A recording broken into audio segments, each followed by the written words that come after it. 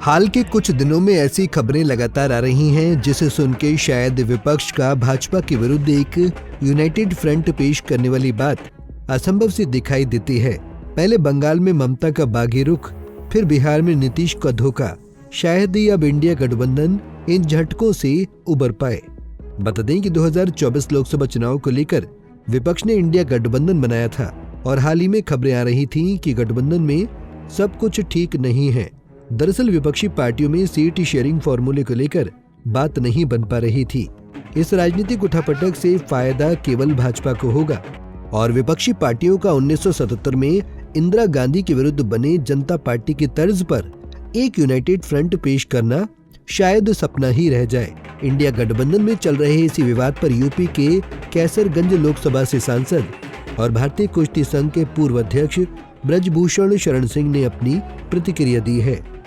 उन्होंने 1977 और 1989 में हुए राजनीतिक गठबंधनों का उदाहरण देते हुए कहा कि मैंने इसको लेकर पहले ही भविष्यवाणी कर दी थी और भारत को ऐसे ही गठबंधन के चलते सोना गिरवी रखना पड़ा था।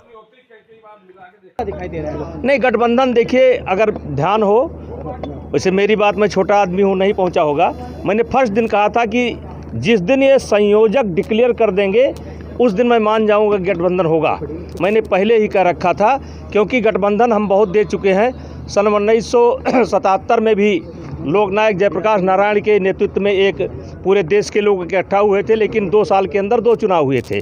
इसी प्रकार से विश्वनाथ प्रताप के रिजीम में ऐसा हुआ था और 2 चुनाव हुए थे। और वही कारण है कि इस देश के राम मंदिर से जुड़े सवाल पर अपनी प्रतिक्रिया देते हुए उन्होंने कहा कि श्री राम जन्मभूमि के लिए 500 से अधिक वर्षों तक संघर्ष चला है और तब से लेकर अब तक बहुत से लोगों ने राम मंदिर के लिए अपनी जान तक न्यौछावर कर दी है।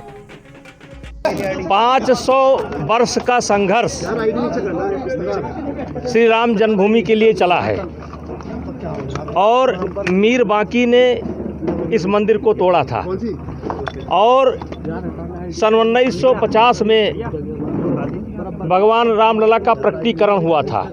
तब से लेकर के अब तक बहुत लोगों का बलिदान हुआ है, बहुत लोग हमारे बीच से चले गए और लेकिन इसकी पृष्ठभूमि जो तैयार किया ये संघ ने किया और पूरे देश में जागरण का कार्यक्रम चलाया, सबको जोड़ा, दलित से लेकर के अपर कास्ट तक सबको जोड़ने का काम किया।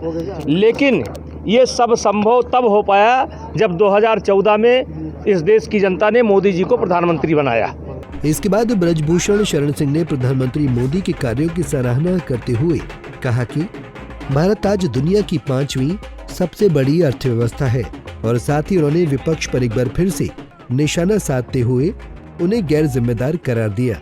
पंजाब केसरी टीवी के लिए मुजफ्फरनगर से अमित कुमार की रिपोर्ट।